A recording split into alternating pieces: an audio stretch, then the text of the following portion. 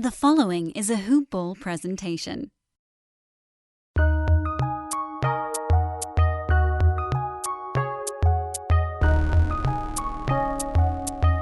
Welcome to the Fantasy NBA Today podcast.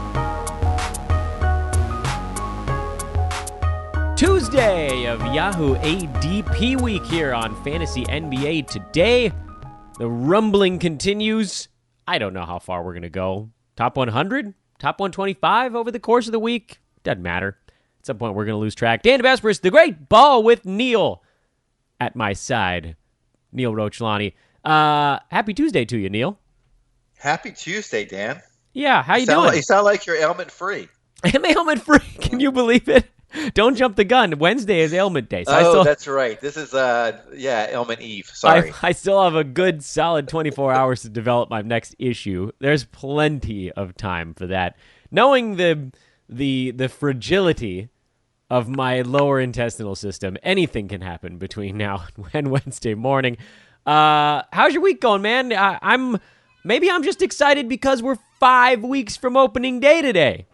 I know. It's the off season's been long, but now it's speeding up and it's great. I got my first real draft in 2 weeks. I haven't fully prepared yet, so I've got to get on the ball. So this should help me today, learning from your thoughts on the top. I guess 50. Wait, where are we? 26 We're plus. 26 to 50. Yeah, 26 to 50 today. So don't listen. I heard what you did there. You're trying to sell yourself short again.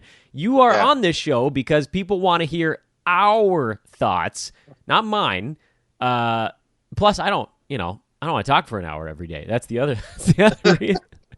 So your draft is on October 1st. That's relatively early, but not crazy. Yeah, no, it's actually 2 weeks from yesterday. Oh, so last day of September. Last day of September. That's good. Close out the month with a fantasy draft. I kind of like that, actually. You know what? Before we even dive into the 26 to 50 range, what do you think the merits are to having a draft on September 30th? I feel like you're able to beat some of the late ADP shifts there, but you are late enough in the process where now, we know Boogie Cousins is out for the year, so at least you dodge that bullet by not going too early. I don't know what the perfect time is. I think I'm a fan of drafting right before the season starts, though. Yeah, I would prefer to draft right before the season starts. I guess the one advantage that I'm trying to figure out is, or that comes to mind is, stuff. If you read a lot of stuff and you follow teams, you can kind of get a sense before the preseason starts of where they might be going. So you don't have to rely on preseason games as much as maybe other people who are more casual fans. So I guess it gives you a bit of an edge there if you're more in tune with that. Other than that, I really don't know because I tend to avoid injured players. So of course. Yes, I mean like Paul George, for example. I'm not going to take him at all. But if there's so much time between then and when the season starts, I don't know what the news is going to be. So then it becomes stuff like that. The uncertainty is just too high. So I don't know if that's a good thing or a bad thing. But I'm curious to see how it's going to play out with an early draft. Yeah, I don't know either. I like to eliminate the uncertainty. I know you do miss out on some of those potential big swings of value late in the process, or by going later in the process, but I'm sort of okay with that because, like you, I'm more afraid of the things that can derail me than I am excited by the things that can kind of buoy my team a little bit. So I feel like there's more to lose than there is to gain in those spots. But anyway, this is Fantasy NBA Today. I already mentioned that. At Dan Besbris is my Twitter handle, DANB.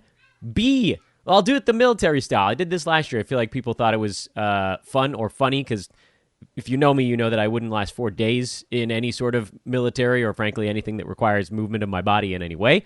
DAN, that's the easy part. Dan, Bravo, Echo, Sierra, Bravo, Romeo, India, Sierra. I had to look all of those up. At Ball with Neil, BALLWITHNEIL. That's your Twitter handle. Follow the two of us. At Hoopball Fantasy is, of course, the Twitter handle of our benevolent overlords here, Hoopball, hoop-ball.com. And all Hoopball podcasts are brought to you by our good buddies at Hawaiian Isles Kona Coffee Company. HawaiianIsles.com is the website. Hawaiian ISLES. Check them out immediately. Get that sweet 9-pack deal I was talking about on yesterday's show. Or you can get them individually on Amazon. Search for Hawaiian Isles. It'll pop up. They have an Amazon Preferred. I believe it's Amazon's Choice. They got the Amazon's Choice logo on some of their goodies over there. Tons of different roasts, tons of different types. They have the K-Cups as well. Hawaiian Isles Kona Coffee Company. Neil, you want me to fake a fake coin for odd or even as we go through these ADPs? Please. All right, call it in the air. The coin is up. Neil, call it. Heads. It's heads. You get to choose. Do you want to go first, or do you want it? I guess first would be evens today. So do you want evens or odds? I'll go evens. All right, kick us off. Where are we? Number 26 in Yahoo, officially 27.5. Donovan Mitchell. Yeah. The star of the 7th place USA team. Oh, I feel like that's a cheap shot at coach. It's a cheap shot at Donovan Mitchell in the USA basketball, I guess. Yeah, my gosh. Dan, 26.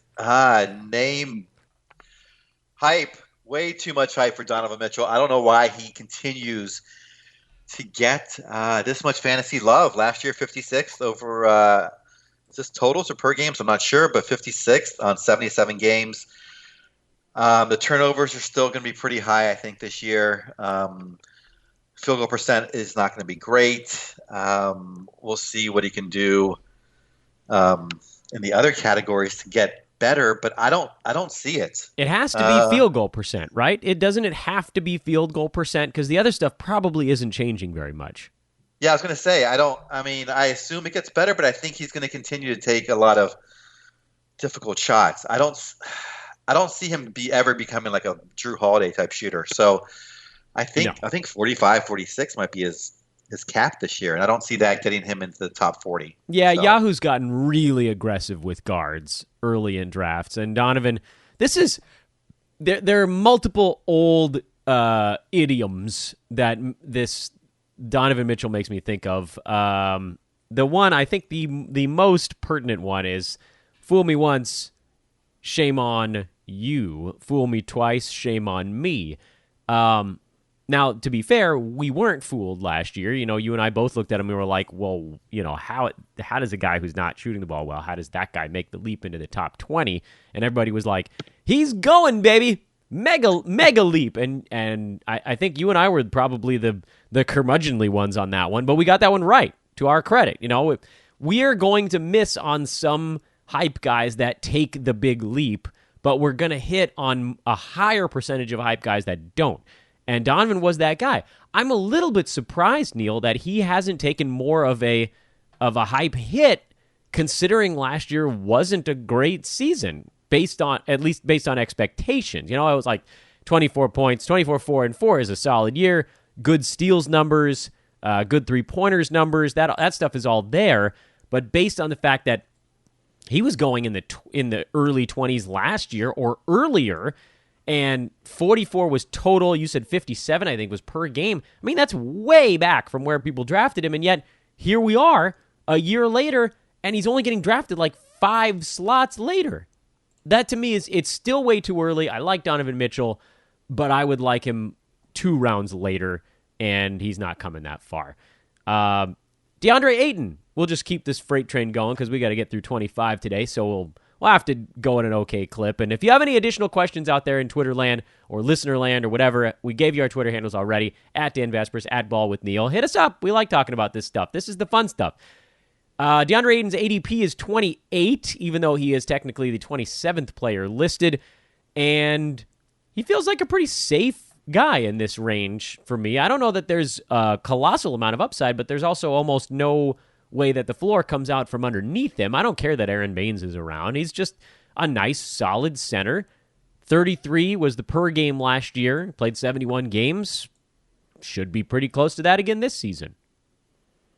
Yeah, I'm totally with you. I think he's a second-round pick, and so he falls to the third. Well, I know you were talking about not doing rounds, just doing numbers, as I was listening to you earlier. But, yeah, I think 27th, I think this is where he should go. Like you said, there's not much upside, but he's a very safe, I think, 25 to 30 ranked player by the end of the season. So I think it's fine. I like this pick. I got to get him through 75 games. I'd like to see him play 75 games this year. That would be the goal, and that would be Perfectly reasonable spot for him to be taken and end up. Not a ton I think that we need to talk about, DeAndre, so I'll flip it back to you for an even number here. This is a fun one you got coming up. This is a very fun one. 28.1, the 28th pick, Mitchell Robinson, the New York Knickerbockers. Gosh, I do love his upside, and I love watching him play, but this would be too early for me. It's too risky. I am definitely a risk avoider in the first 3 rounds. I'm not going to end up with him, but this is a very reasonable place to take him. He could finish in the top 20 potentially. I think he could also finish outside top 40, so I would not take him at this point. Yeah, I mean, 28.1, 28th pick guy overall. This is pretty early in the third round. I certainly wouldn't go any earlier than this. This is, I think, probably the upper limit.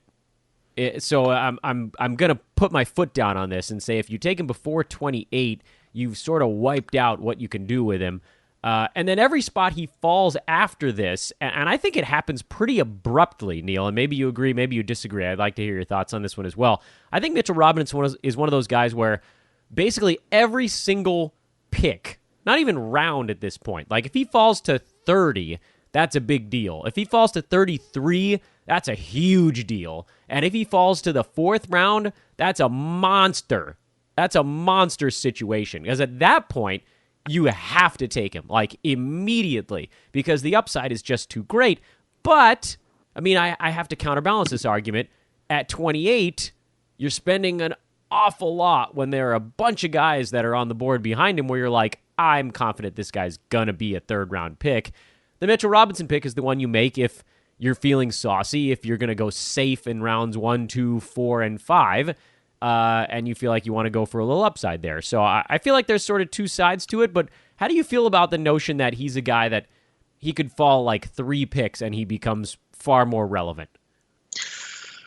Yeah, well... Or maybe it doesn't matter to you. Please feel free to disagree. Disagreeing is better radio. It really doesn't... Well, what I would like to see him play another year before I really get confident about him. Just 21 minutes last year. I don't know what his sort of high game mark was in terms of minutes and how many times he did that. But if we're counting him to play 26 to 28 minutes a game, I like to see it before I really believe in his value. So I am a little hesitant, and because of that, he's a new player, he hasn't played many minutes. He has a tendency maybe to play great in terms of at the defensive end, but not so great at the offensive end. I'm not sure what it's going to look like. So here, I'll throw a few numbers at you. Yeah. No, I'm kind of like stumbling. Go ahead. 20 and a half minutes per game on the season last year. He was number 47 in 9-cat. So he's top 50 in 20 minutes a game. In 25 minutes a game, he was number 14 in 9-cat. That was the last 2 months of the year. And then the last month was a weird grab bag where he missed a bunch of free throws and had some, that's not much of a sample size. It was only like 12 games. So I don't know that we can necessarily throw that one in. But what we did see was for a 2-month stretch, he averaged 25 minutes a game and he was a top 20 guy.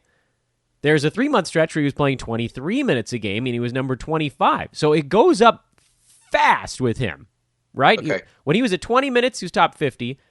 23 minutes, he was top 30. 25 minutes, he was top 20. So to me, I only need 25 minutes out of him. And that gets him to basically where this pick is. And that's all I think he's playing because he's on a team with 9 other centers and power forwards and no guards. So maybe they'll just run a point Mitchell Robinson this year and that'll solve all their problems. I'm taking him if he gets past the middle of the 3rd round. I would make that move, but I'm not doing it at the beginning of the 3rd round because right now we're still, I think in my estimation, this is still beginning of 3rd round. This is what the heck did we say here? This is 28. Yeah. Okay. So yeah, there's too many guys behind him that are more trustworthy at this point. But after 3 or 4 of those guys come off the board, he's a guy I would take over the rest of those dudes. So. Like for instance, and I'm going to go out of order here for just a second, but then we'll get back in line. John Collins, pretty safe guy, especially if his defensive stats come back. Draymond Green, Otto Porter, Pascal Siakam, Rob Covington probably doesn't make the cut. I mean, how many guys is that? 3-4 guys? Where after that, I'm thinking, hell yeah, I'll take the upside play. So it's really close for me at 28, but it's not quite there. I need it to be like 31 or 32.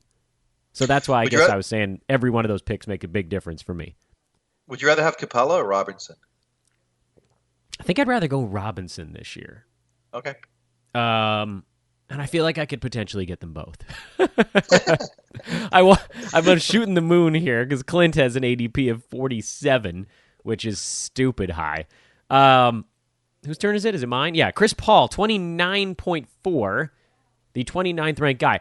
Wasn't his ADP higher 2 weeks ago? Wasn't he in the 30s? It doesn't matter. He's falling like a stone. I love Chris Paul in the third round, and I will take him if he gets to me in the third pretty much every single time in Roto. Yeah, this is where I get a little bit. I have to break a rule where I try not to make him do a bonehead thing in the first 3 rounds. But do it, Neil. Bonehead it. Yeah, no. I mean, I might have to do it. It's so tempting to take. Like you said, there aren't a lot of players after him who had one in front of Chris Paul. This is where it would help to be drafting closer to the reality start date of the NBA season. Because what if news comes out that's just totally whack? That's like Chris Paul tried to put on a pair of corduroys that were too tight and he ripped a hamstring. I know. Yeah, that would be a good reason not to draft him. Chris Paul sidelined by a pants malfunction.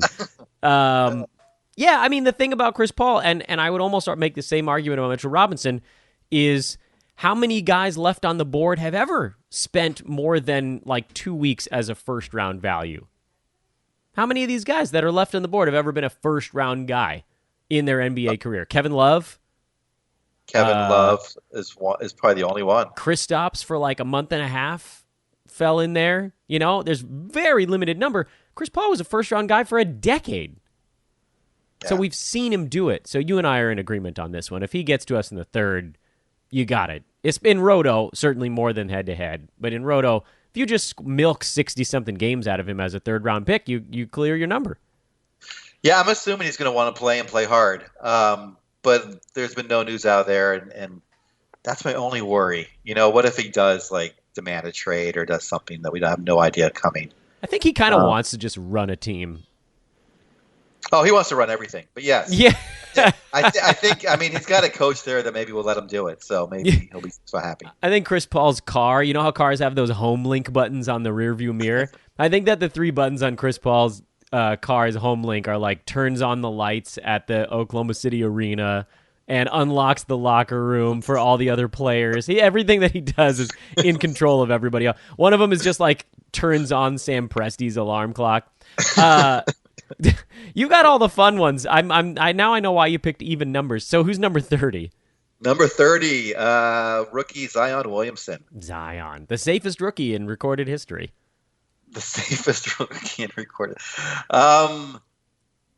Besides Zion Cat. Williamson, very mixed feelings. I like him a lot as a player. I think he's going to have a great career in the NBA. I'm worried his first year will be a little bit of a learning curve, so I would not take him this early. Yeah, I think he's going to have a turnover problem in addition to a free throw problem. He feels like You're more of an 8-cat guy, Neil. Would you take a chance on him in 8-cat instead of 9? No, I don't think I'm going to take him in the first 3 rounds, in the first 35 picks. Yeah, so. I don't think I would either, and I'm a 9-cat guy. He's not. Maybe he would fall to the 4th round. I would take him in the 4th, though, wouldn't you? Oh, yeah, absolutely, at that point. At that point, I can do boneheaded things, Dan, so yeah. That's the cutoff. It's just, let's get boneheaded. John Collins, not a boneheaded thing. His ADP is 31.3. I officially have lost track. Are we at number 31 right now? We are. Think so. So his ADP matches his actual rank.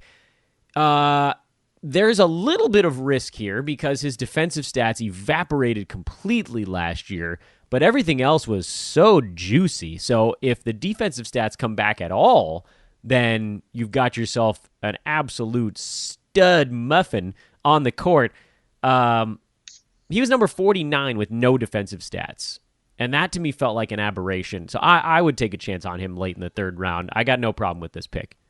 Yeah, I like John Collins in the 3rd round as well. So I think it's a solid pick. I think, like you said, his defensive stats will come back up. This team's getting better. I think he's a big part of that. So hopefully his health will be fine. There aren't that many.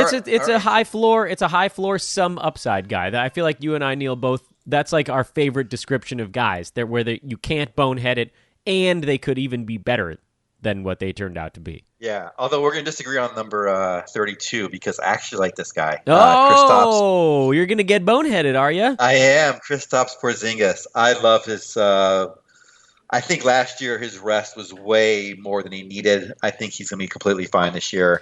I know they're not going to push him. I agree with you that he may not play a ton of games, so head-to-head, perhaps I don't do it because of the shutdown for the playoffs, fantasy playoffs at least. But Roto, I'm okay with this pick at 32.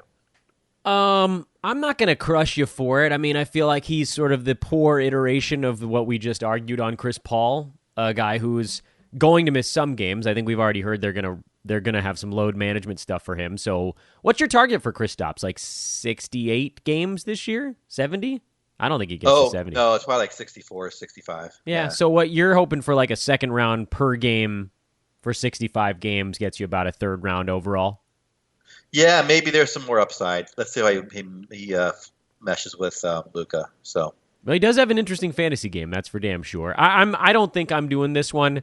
Although the argument for him is almost the same as the argument for Chris Paul, which is if you've gone hashtag no bonehead for the first 2 rounds and you're going to go hashtag no bonehead in the 4th round after, then you can do a little bonehead in the 3rd round. So get a little silly. The 3rd round is a weird one. We've talked about this before. You can get pretty crazy in this one and go big game hunting. I just don't think you should do it in multiple early rounds. Certainly not. I mean, if you get risky in the 3rd round, I hope you were very safe in the 1st, 2nd, and then potentially even the 4th as well. I'll give you this. I'd rather have Porzingis than the guy behind him, who I guess it's my turn now, is De'Aaron Fox. Everybody has anointed De'Aaron Fox the next king of the fantasy point guardery. I think he's going to be far better in 8-cat than he is in 9-cat with the turnover stuff. And he hasn't proven to me that his free throws can go in. So, he was number 68 in 9-cat on a per-game basis. He played 81 games, which is obviously a big reason why his total value is much higher than that. But we're looking for a massive free throw jump, I think, and that's something that I can't bank on. How do you feel about De'Aaron Fox? I'm a little bit down on him. I was going to say I love him again, but this is way too early. I think I'm thinking maybe I probably won't get him because I'm thinking like he's a 5th round guy. So man, Yahoo got so aggressive with point guards. So aggressive. Yeah, that's so interesting. I wonder why they would. Well, you're saying that perhaps later down the road there aren't as many. Yeah, I wonder if it's the dearth of point guards as you move through the draft that everybody is drafting them early, and so it's been sort of this. It's like a positive feedback loop almost. You hear that there's no point guards. People start taking them early. Then they move up the board. And then people have to take them even earlier. And they move farther up the board. And then at a certain point, they've just totally priced themselves out. I have completely lost track of what actual number we're at. But I know we're at ADP number 35. Neil, back to you. Even-numbered man. Even though 35 is odd. Yeah, no, it's 34 on the pick board. Draymond Green. Thank you for keeping track of the real number. Yes, yeah. Draymond Green, I look for a very solid year. I think he could finish with 2nd round value. 3rd round, though, I think is almost guaranteed unless he gets injured. So I like this pick a lot. I do too. He's a no bonehead 3rd round pick, and he may fall past that. Actually, I've seen him go in the 4th pretty often in drafts so far this year. So I'm good with taking him here, and I'm good with taking him if he loops back around to you, since. If you're in a 12-team league and you got pick 34, that means you've also got 39? Am I getting that right? I believe so. Yep. Yeah, 34, 39 might make it back to you. So if you want to, roll the dice a little bit on that one. Hey, I want to remind everybody listening before we get to the next guy on the list, who's a Dan Besbris special to be sure. We sent out a mass email to everybody that subscribes to the Hoopball mailing list. If you have an account at Hoopball, you probably got it. If you didn't get it, feel free to let us know. That's not actually the PSA. The PSA is we're running a contest at Hoopball Fantasy where the drawing happens tomorrow on Wednesday. Everybody that retweets one tweet sent out from the Hoopball Fantasy account, one specific one that was sent out last Wednesday. But if you got the email, there's a link to that tweet right there. So you can just click into it, hit the retweet button. There's something like 77 or 80 of retweets so far. We're going to be doing a drawing, and one of those people is going to take home a free draft guide tomorrow on Wednesday. So absolutely, positively, check that out. It takes no effort at all to participate in the contest. You retweet, you follow Hoopball Fantasy, and then you could potentially win a draft guide. And the draft guide is on sale until Sunday as well. So if you don't win it, these are your last few days to actually get it at its current price of $15.99. Otto Porter Jr., ADP of 35.4. I believe if I'm running my numbers here with Neil right, this is actually pick number 35 on the board. He's going later than this in every single draft I've done. He is a zero buzz. He is a zero bonehead guy. I would take him starting probably 5 picks earlier than this, and then anywhere he goes beyond that is just gravy for me. I think he's going to be inside the top 30 this season, and I don't think it's going to be that close, honestly. I love this kid's game. I'm totally with you. In Chicago now, he's going to have a much more higher usage rate. I think he's going to do everything now, not just all the great stats that make him a Dan Besbris guy, but he's going to score as well. And percentages are great. Turnovers are low. He's going to get steals. He's going to get blocks. He's going to get assists. He's going to get rebounds. He is going to be, I think, easily, I don't want to say second-round value, but he's going to knock on that door for sure. Yeah, and he has been before, which is another thing to keep in mind. Even when he was buried in the Washington depth chart, for 2 straight years, he was inside the top 20. Last year with Chicago, he was inside the top 30, and that is with his field goal percent actually slightly lower than usual, and weirdos in front of him that really weren't playing that many games. So I don't know if some of those guys necessarily hold on to that mark. Kevin Durant, obviously not there this coming year, so that clears out a rung as well. I think it's going to be a really easy season for Otto Porter. Should be a fun one. Who's next on the list? We're back to an even number. I don't know, man. You're gonna have to correct me here because I'm looking at the ADPs and those are bouncing all around. Yeah, no, it's 36 on the ADP. No, it's ADP 36.6, but the pick is 36. It's Pascal Siakam. Another buzzy guy, but I don't think this is that high. I think this is okay to take him. I think he finishes somewhere in the 30s, maybe late 30s. So I think this is a very safe pick at this point. Yeah, he feels pretty safe there. I have Pascal fear this season for some reason, and I don't know if I can pinpoint it. Maybe it's just a regression thing. Last year he played in 80 games, and he was an unbelievable steal. So I feel like everything that I say should follow the remark that he was probably the best pick last year in drafts. I mean, people were getting him in the 130s, 140s, last picks of the draft type of thing. And then he was a top 40 guy who played 80 games. That's an unbelievable draft pick.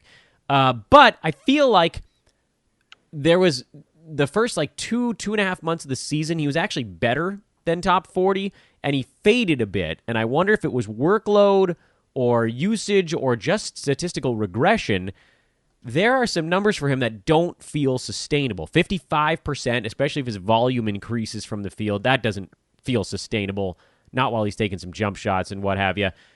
He played 32 minutes a game and only averaged 0.9 steals and 0.6 blocks, which is actually relatively low considering his length and athleticism. You would have thought that'd be a little bit higher. He only shot 78.5% at the free throw line, which maybe that gets better this coming season. So that's one way he could move up the board. I feel like if you asked someone what his per game number was last year, they'd tell you top 25, and it was actually top 40. And when there's guys like that, I get afraid of the buzz. But all of that negativity aside, yeah, I mean, if he's going in the beginning of the 4th round, this is a pretty safe spot for him. He's going to have more of a role this year with Kawhi gone. Should be a perfectly reasonable season. D'Angelo Russell, D'Lo, another point guard going on the relatively early side. 38.7 is the ADP on D'Lo, who was number 57 on a per-game basis in 9-cat last year, basically running the Brooklyn Nets by himself for 3 out of the 6 months. Unless his field goal percent goes way up, I don't see any way that this dude could actually improve upon last year other than that one. So I don't think I'm going to end up with too many D'Angelo Russell shares either. And I think a lot of people are going to tell me I'm wrong on this one, and maybe I will be, but Neil, this is not the guy that I want to take my risk with. I'd rather take a risk with someone who has a little more upside. Yeah, this has to be his ceiling. I mean, like you said, last year, 57, I'm seeing on a per-game basis. I don't and then obviously he's no longer the lead dog. I don't even know how many minutes he'll get. Sure, certainly he'll get around 30 minutes a game. But it's not going to be he's not going to be as ball dominant. I don't see where his stats improve. I don't think he can become a better shooter. They're going to be shooting a lot of threes out there, so I don't see it. I don't see him getting any. This is like his best case scenario, and I don't even know if he can get this high. Yeah. So I'm not with it. Yep. Take us to our next one, fearless leader. Okay, 38.9 or 39.9. Robert Covington. This may be my favorite pick so far of this draft. Oh man, I knew I liked you, Neil. Or it's not even the draft, sorry, of the ADP.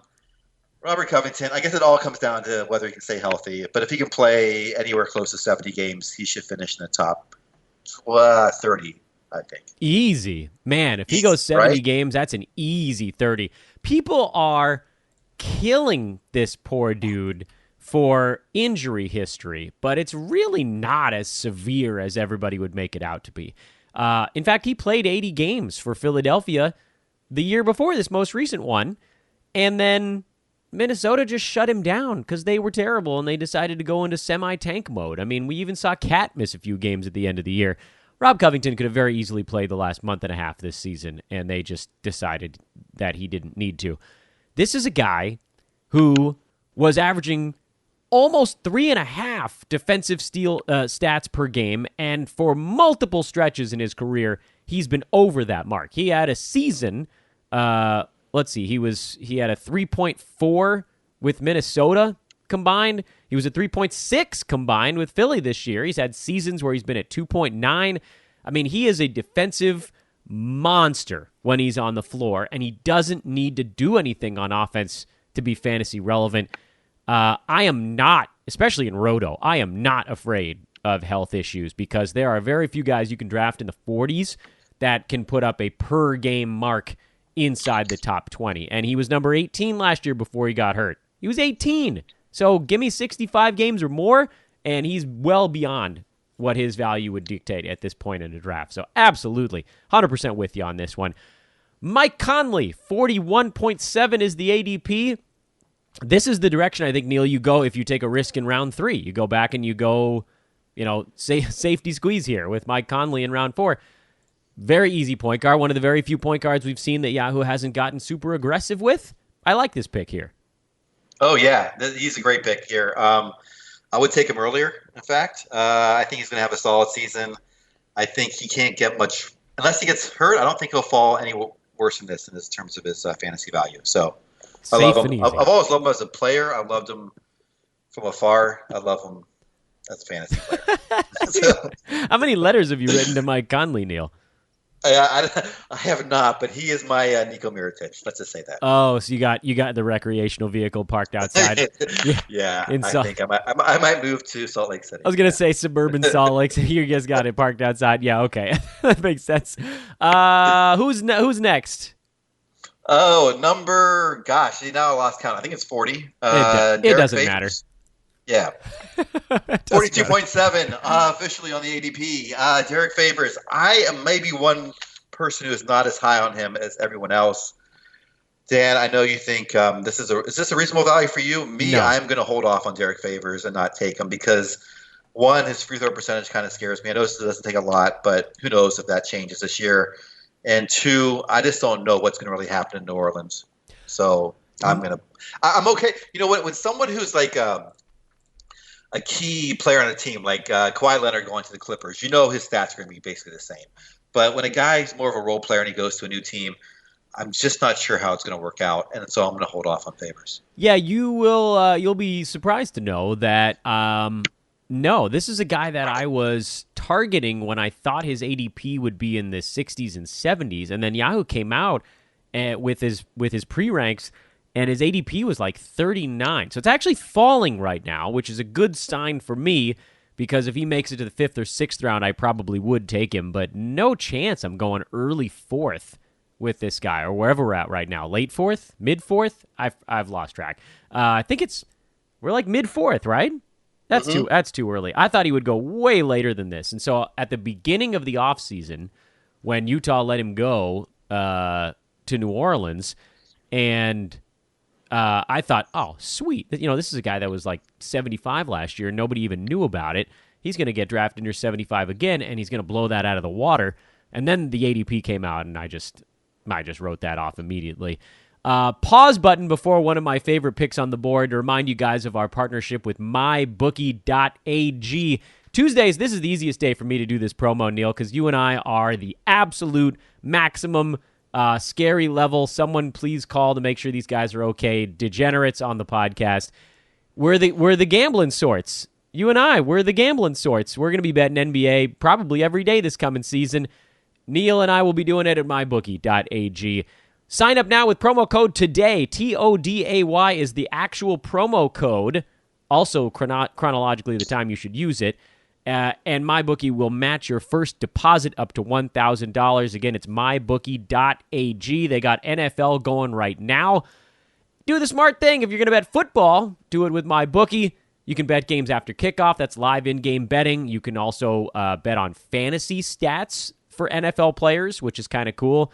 I'm also terrible at that when it comes to NFL, but I don't know about you, man, Neil. I'm just counting down the days until we can place some damn wagers on NBA games. 5 weeks. MyBookie.ag. Again, promo code is TODAY, TODAY. Check them out right now. LaMarcus Aldridge, 42.9. What's am I in a parallel universe where LaMarcus Aldridge has ever not been a top 30 player? What the hell's happening here? I don't know if people are just thinking he drops off because of age or something, but he still seems very safe to me, and I would love to have him in the 4th round. So. Yeah, give me all the LaMarcuses in the 4th round. This is nonsense. There's no reason he should still be on the board. I get it. There's not like a colossal amount of upside, but your upside is he gets back to where he was last year, which is 81 games at a top 25 clip. For goodness sake, people. Whatever. I have nothing more to say on this front. Neil, it's your turn again. The people just don't like LaMarcus. Kevin Love coming in at 42nd, I believe where we are now. 43.2 on the ADP. I think, I would take him in the 4th round. I'd have to. For me, this is the Chris Paul move. Yeah, if Kevin Love falls to the 4th round, I'm taking him. I think he's going to fall to the 5th in a lot of spots. I'm seeing him. I think this is a dropping ADP. He basically didn't play at all last year. And when he did, he was bad. He's number 72. I had to scroll way down to figure out where his name was. He averaged 17 and 11 with 2.5 3-pointers a game, but he shot 38.5% from the field. I mean, he's due a massive positive regression this year, and if people are afraid of the missed games thing, which they should be, in Roto, the totals are what matters, I mean, this is a guy, we just mentioned earlier, Neil, how many guys are available past, like, the top 25 that could legitimately have a first-round run? Kevin Love could be a first-round guy for a month or two if everything went perfectly. It probably won't, but it could, and there just aren't any other guys, really, where you can say that's the case, so... I would take him here if I was safe in the first 3 rounds. I just, I don't want to double up on the scary upside plays. I don't think I could take Chris Paul in 1 round and Kevin Love in the next. I think it would have to be one or the other for me. Oh, I totally agree. Yes, I would not do both of those. That would be very silly because you could lose your league basically by week 2. If that was the case. Yeah, so, lots of corduroy malfunctions for these guys. Yeah, I know. So I would not do that. Kevin Love stubbed his toe putting on his Crocs, and he's out for 3 months. Chris Paul can't get his stinking yoga pants on or whatever he wants. Whose turn is it? Is it me now? It's you. I can't keep track, man. Why do I do this game where we trade off? DeMar DeRozan, the other San Antonio Spur, 43.9. This is the absolute perfect ADP for the guy who is always number 44. Neil, I would also like to point out that, yes, his ADP is 43.9, but he's going later than that in every single draft that I've been in. So I don't even think that we need to consider him at 43.9. I think if we talk about DeMar DeRozan, we almost have to talk about him at number 50. Would you take him at 50? Because I would, I think. Oh, yeah, I would take him. I might even take him here. I don't think might be, like you said, his upside, but it's also his downside. So I think I'm safe with him there. I trust him very much. Has the confidence of Popovich. I don't see any reason why he would fall. So I'd like to get him around later, but I would take him here too. Yeah, I think he would fall to you around later. I see a few other guys. I would almost every name behind him here. Not all of them, but most of them between DeMar and the end of what we're going to talk about today, I think have more interesting outlooks this year. And I don't think too many of them are all that unsafe. Anyway, I'll kick it back to you for the next one. I think it's your turn, right? Yes, Buddy Hield. It's a stupid game. I can't keep track. I believe Buddy Hield is 44. God help us. Am I doing my counting right? 44. 5, 6, 7, 8, 9, 10. Good job, Neil. Yes.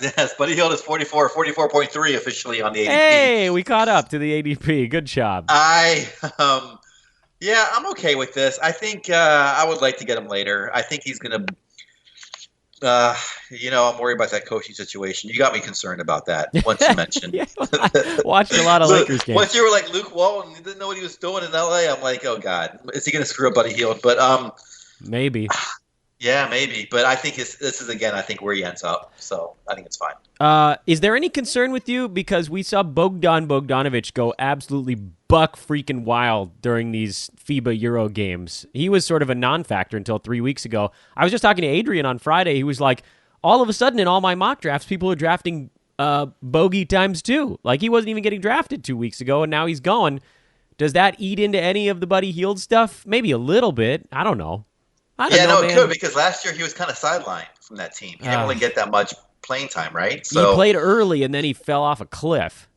And that's where Buddy Hield, I would think if he comes back to playing more of his minutes that we expected when I drafted him last year, it's going to cut into Hield a little bit. I think that this might be Hield's ceiling. I will say this. Kings are allowed this year in my treehouse. There's enough safe fantasy value on that team. I can't cut them all off. Do you have a no? That was 2 years ago. No. But do you have any team allowed yet? Oh, I don't know yet. I got to go back through them all. I feel like so far I've found someone on every team. Yeah. That might be wrong. We got to get into the season, then I'll realize. Oh yeah, this one's the one. Lauri Markkanen, ADP of 45.8. When he was healthy last year, he was number 41. He was this good. He's like a healthy iteration of Kevin Love's fantasy line.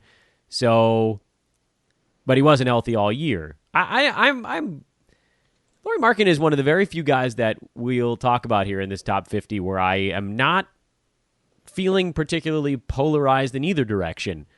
I think I would take him at the end of the 4th round.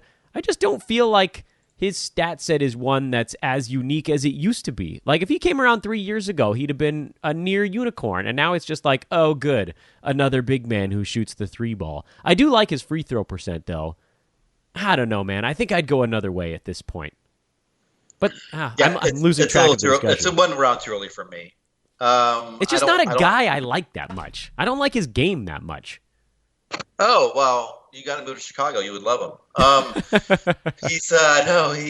like watching him play. It's the injury risk that keeps me away. He hasn't had a full season yet, so. You'd need to, in my opinion, you'd need to have a particular build going into this spot where you need rebounds and threes. And that's a weird thing to hit in the late 4th round, early 5th. You're like, crap, I'm low on rebounds and threes. Thank goodness, here's Lauri Markkanen.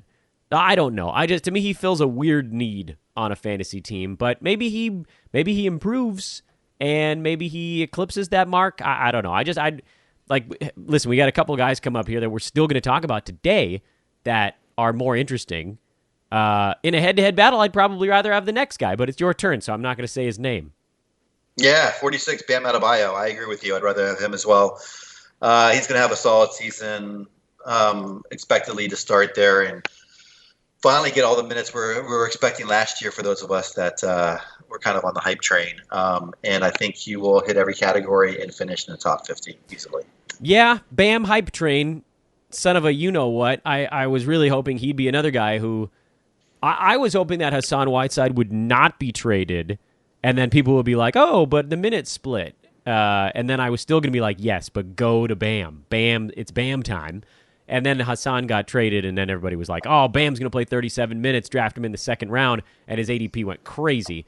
So, yeah, this is early. It's wiped out maybe almost all of his value. I don't know that there's more than maybe a half round left there at this point. And that's frustrating because much like Derek Favors, there was a time where I thought he'd be getting drafted later than this. I'm really surprised, by the way, that Derek Favors has a lower ADP than Bam Adebayo, but whatever. Here we are. And still on the board, Neil, at an ADP of 47.1 is last year's number 20 per game guy in 9-cat, Clint Capella. Is this really all the Russell Westbrook effect? I mean, his job is beyond safe in Houston. Nene is not coming for those minutes. Yeah, I guess that's one. Maybe the other is there's so many centers going early. People are not taking centers, and people want other positional needs, and he just falls down a bit. I don't get it either. I don't see why he doesn't go in the third round. There's no reason. I know he misses like 10 to 12 games every year, but who cares? He was number 20. Yeah, it's crazy. I like the jump from 50 to 20. That's a big leap here. Basically, is what we're looking at. Anyway, whatever. Yeah. Give me number 48, Neil. 48, Zach LaVine, another Chicago Bull. Yeah, I like Zach's game. Defensive stats are not his forte, so you won't see many steals, unfortunately, or blocks. But for a guy who shoots a lot, he shoots it decently, and his free throw percentage is fine. He will score a lot of points.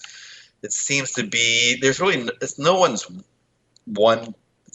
single person's team in Chicago, but if there was one, it'd probably be Zach LaVine, I think, at this point. So I would like to get him one round later, but I think it's okay at this point to take him. Yeah, he's a guy that I think I would target here if I got to this point and realized that I'd been taking swings on guys who do other stats, and I didn't want to give up on scoring.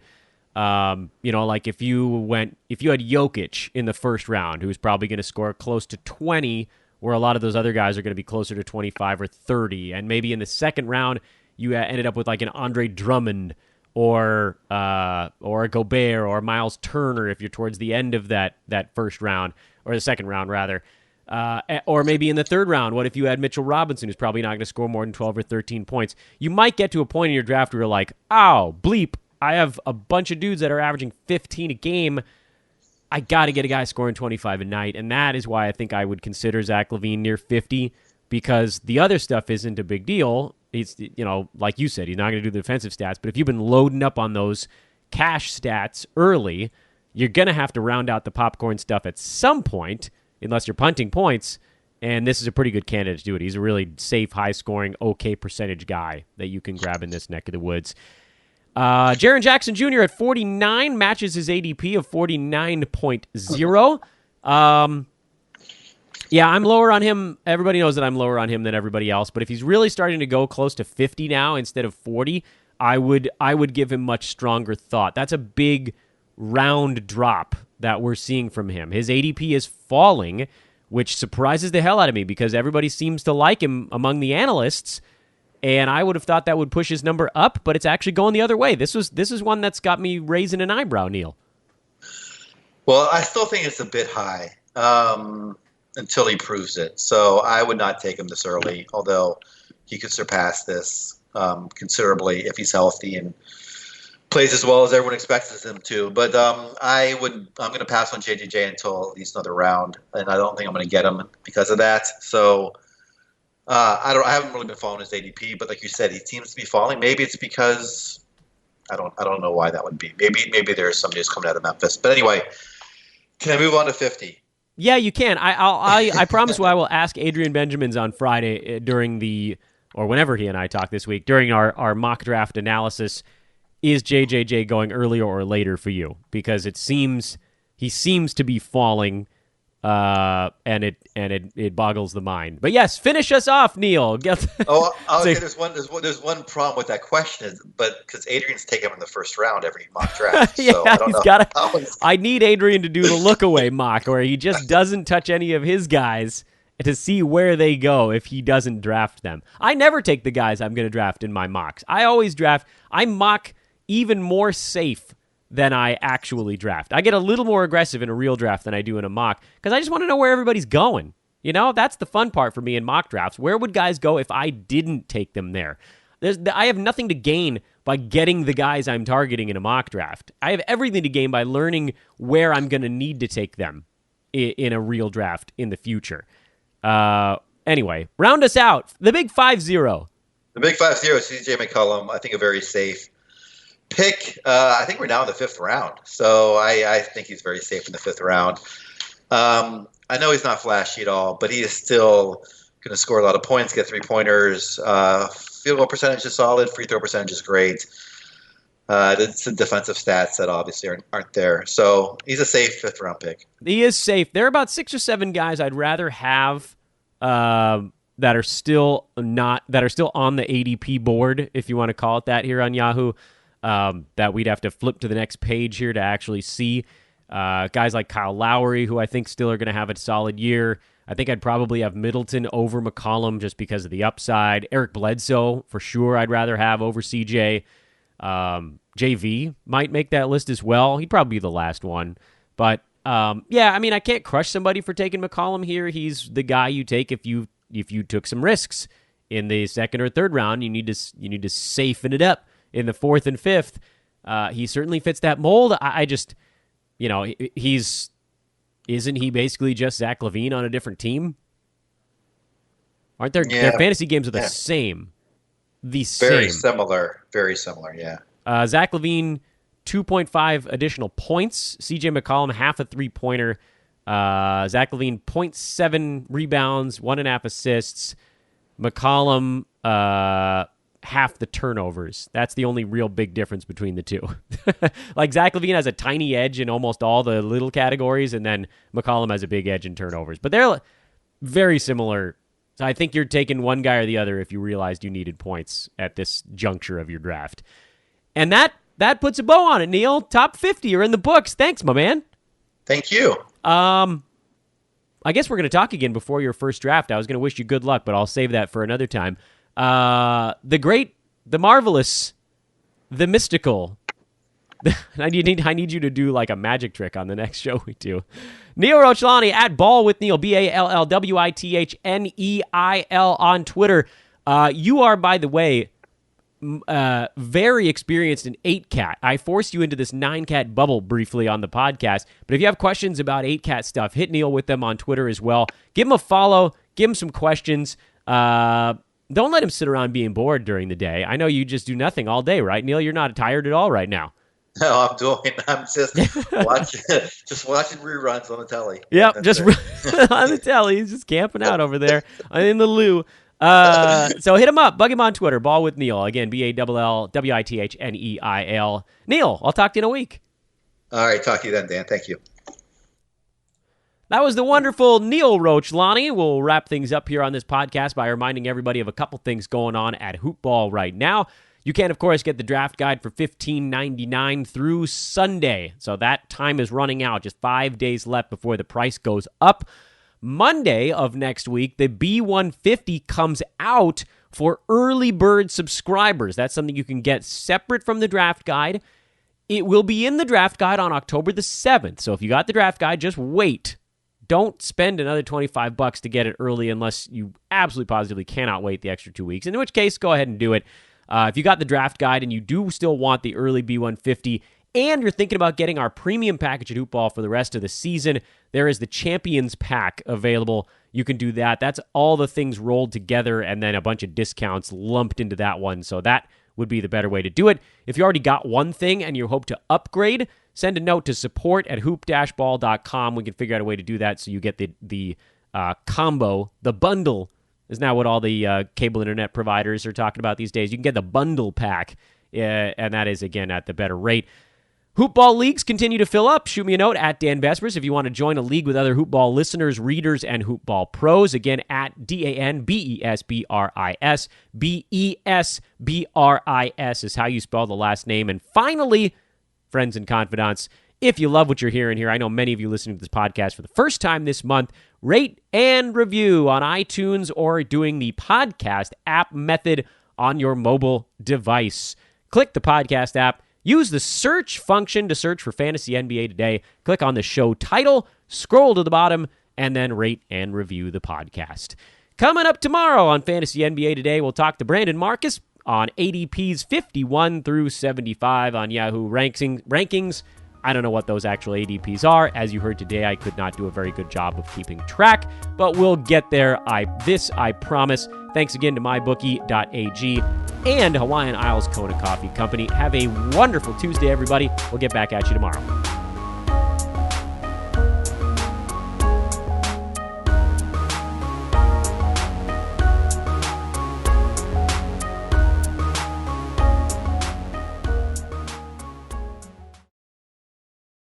This has been a Hoop Ball presentation.